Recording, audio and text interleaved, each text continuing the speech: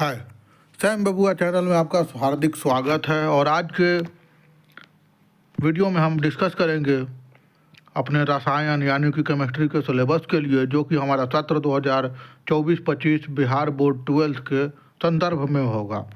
तो आइए जानने का प्रयास करते हैं। और सबसे पहले उस वीडियो से आगे बढ़ने से पहले आपको एक बात का स्पष्टीकरण देना चाहते हैं कि हमारा जो रसायन का यानी कि केमिस्ट्री का जो सिलेबस है, पाठ्यक्रम है, वो भी 70 नंबर का होगा। 30 नंबर आपका प्रैक्टिकल होगा और 70 नंबर थ्योरी होगा।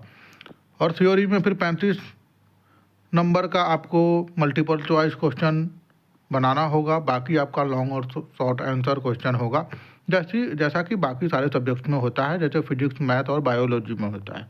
ठीक है, तो आगे बढ़ते हैं और सिलेबस को समझने का प्रयास करते हैं। सबसे पहला हमारा सिलेबस होगा यूनिट 1 का सॉलिड स्टेट, जिसमें टाइप्स ऑफ बॉन्डिंग के बारे में हम लोग पढ़ेंगे। साथ में और भी चीज़ हम लोग देखेंगे, structure of solid, imperfection in solid, ठोस। सॉलिड का मतलब ठोस होता है, हिंदी में भी आपको आगे बताएंगे, फिलहाल अंग्रेजी में भी दिखा रहे हैं ताकि बाकी लोगों को दिक्कत ना हो। ठीक है, फिर हम लोग और भी चीज़ देखेंगे, जैसे कि ये सारे चीज़ तो हो ही गए। सॉल्यूशन के बारे में समझेंगे, तो सॉल्यूशन में कंसंट्रेशन ऑफ सॉल्यूशन देखेंगे, कॉलिगेटिव प्रॉपर्टीज देखेंगे, solubility of gaseous in liquid देखेंगे। फिर इलेक्ट्रोकेमिस्ट्री को पढ़ेंगे, जो तीसरा यूनिट होगा हमारा, उससे भी सवाल को हम लोग चर्चा में रखेंगे।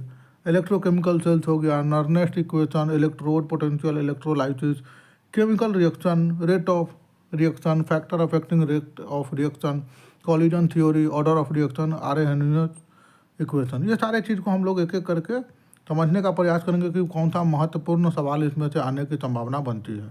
ठीक है, फिर हम लोग थोड़ा आगे और चलते हैं और बाकी चीज़ को भी हम लोग देखते हैं।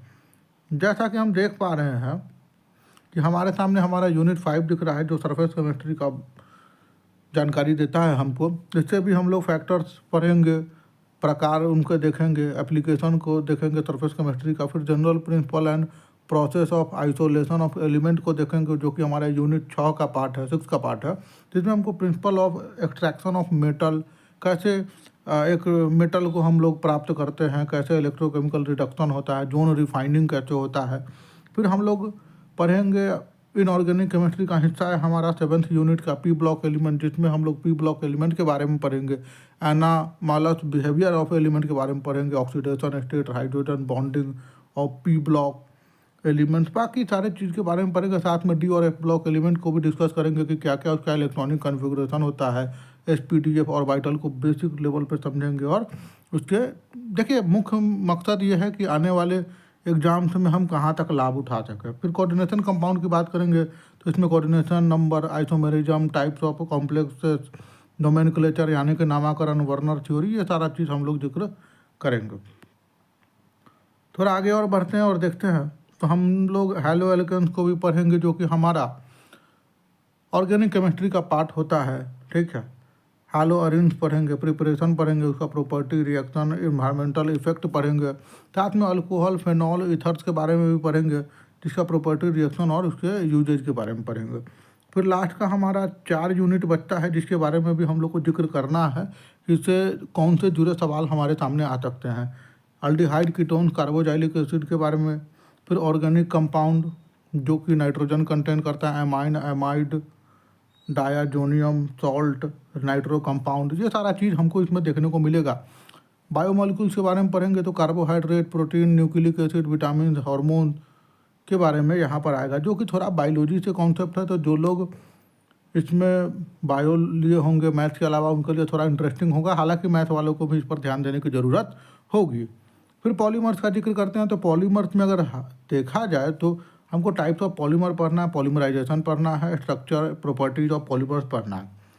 और सबसे अंतिम जो हमारा यूनिट होगा केमिस्ट्री इन एवरीडे लाइफ, मतलब जो हमारा दैनिक जीवन है, घर में जो हम सारा चीज़ देखते हैं, उसके बारे में ये जुड़ा होगा। ठीक है, कैसे मेडिसिनल केमिस्ट्री होता है, मेडिसिन से रिलेटेड हो जाएगा, एनवायरनमेंट से रिलेटेड हो जाएगा, मतलब केमिस्ट्री का, हमारे रसायन शास्त्र का हमारे जीवन में क्या उपयोग है, इसके बारे में हम लोग चर्चा करेंगे। या इससे जुड़े चीज़ सवाल आपके सामने परीक्षा में आएंगे। चलिए अब थोड़ा सा देखते हैं हिंदी वालों के लिए, क्योंकि हमें ध्यान दोनों का रखना है। ठोस अवस्था मतलब सॉलिड के बारे में हम लोग किए थे कि क्या आबंधन है, प्रकार क्या होते हैं, उसकी संरचना कैसी होती है। ठोस में अपूर्णताएं क्या है, मतलब डिफेक्ट कैसा कैसा है। ठीक है, कोई चीज़ पूर्ण होता है, कोई चीज़ अपूर्ण होता है, तो अपूर्णताओं के बारे में भी पढ़ेंगे, साथ में अपूर्णताओं के बारे में भी थोड़ा बहुत डिस्कस करेंगे और उससे जुड़े सवालों के बारे में भी देखेंगे। समाधान मतलब सॉल्यूशन की बात करेंगे, जैसे कोई दो द्रव्य मिलकर क्या बनाता है, ऐसा कुछ हम लोग देखेंगे। ठीक है, इलेक्ट्रोकेमिस्ट्री के बारे में देखेंगे, इलेक्ट्रोकेमिकल सेल को पढ़ेंगे, नर्नेस्ट समीकरण को पढ़ेंगे, इलेक्ट्रोड क्षमता को देखेंगे, कैथोड एनोड जिसको हम लोग बोलते हैं, इलेक्ट्रोलाइसिस को देखेंगे, कैसे पानी में जो अपना चार्ज ट्रांसफर वगैरह करता है। फिर हम लोग देखेंगे रसायन गतिकी को देखेंगे। रसायन गतिकी को देखेंगे तो इसमें हमको देखने के लिए मिलेगा कि प्रक्रिया की दर क्या है, प्रतिक्रिया की दर को प्रभावित करने वाले कारक कौन से हैं, फैक्टर कौन से हैं। टकराव सिद्धांत को भी देखेंगे, प्रतिक्रिया का क्रम भी समझेंगे, आर्हेनियस समीकरण को समझेंगे। और 5वीं यूनिट में हम देखेंगे कि सतह रसायन विज्ञान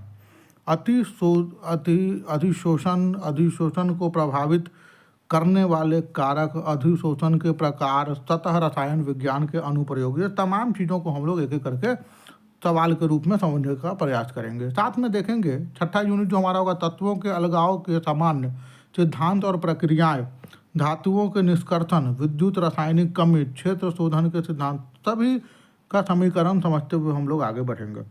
फिर हमारा इनऑर्गेनिक केमिस्ट्री की तरफ आएंगे, जो कि हमारे एलिमेंट और जो हमारा रिसोर्सेज है उसके बारे में जिक्र करता है। तो उसमें देखेंगे तो पी ब्लॉक तत्व के बारे में जानेंगे। पी ब्लॉक तत्व में सामान्य रुझान तत्वों का असामान्य व्यवहार, ऑक्सीकरण अवस्थाएं, पी ब्लॉक तत्वों का हाइड्रोजन बंधन, हाइड्रोजन बॉन्डिंग जिसको बोलते हैं, कैसे हाइड्रोजन लिंक होता है, कैसे बॉन्ड शेयर करता है, उसके बारे में जिक्र करेंगे।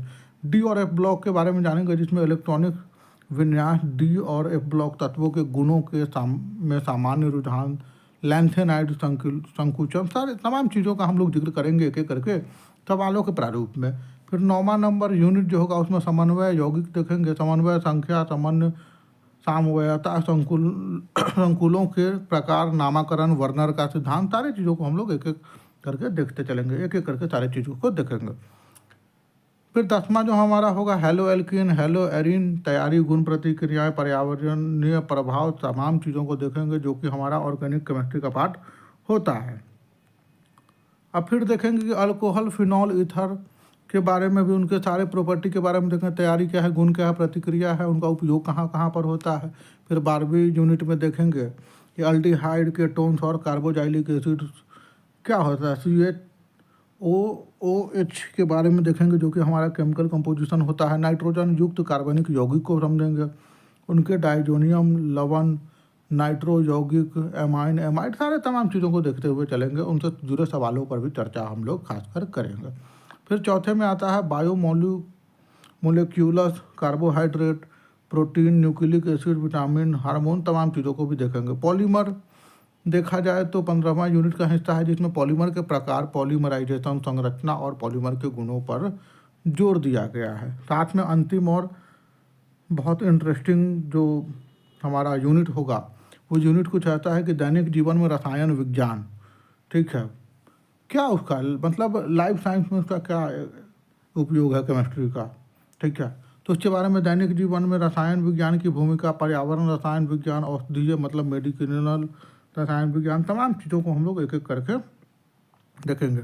और हमारा प्रयास अंतिम रूप में यही होगा कि कैसे हम जो है अच्छा से अच्छा नंबर ला सके। हमारा प्रयास है कि 35 नंबर हमको कम से कम आ जाए मल्टीपल चॉइस क्वेश्चन में, और बाकी जो बच जाता है 45 नंबर जो हमारा 70 पूरा आएगा, ठीक है, जो हमारा थ्योरी का हिस्सा वो कैसे आता है, ठीक है, 35 तो आपको इसमें कम से कम आ जाना चाहिए, और बाकी जुड़ के आ जाएगा। तो आपको कम से कम टारगेट रखना है कि 70 नंबर जो थ्योरी है, 70 नंबर जो थ्योरी है उसमें से कम आपको 60 से ज़्यादा जितना ले आ सकें, आपका प्रयास यही होना चाहिए। बाकी आपका प्रैक्टिकल में जो 30 नंबर का प्रैक्टिकल होगा स्कूल कॉलेज से जो भी मिल जाए, ये 35 नंबर MCQ रहेगा।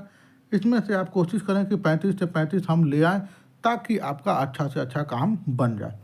कुल मिला के हमारा प्रयास यही रहेगा।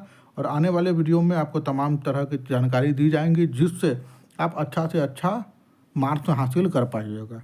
ठीक है, तब तक के लिए वीडियो में बने रहें, वीडियो को ज़्यादा से ज़्यादा शेयर करें और इन चैनल को सब्सक्राइब करें और लोगों तक पहुंचाएं और हमें अपना फीडबैक ज़रूर दें जिससे हम आपके लिए अच्छा बेहतर से बेहतर कंटेंट लाएं।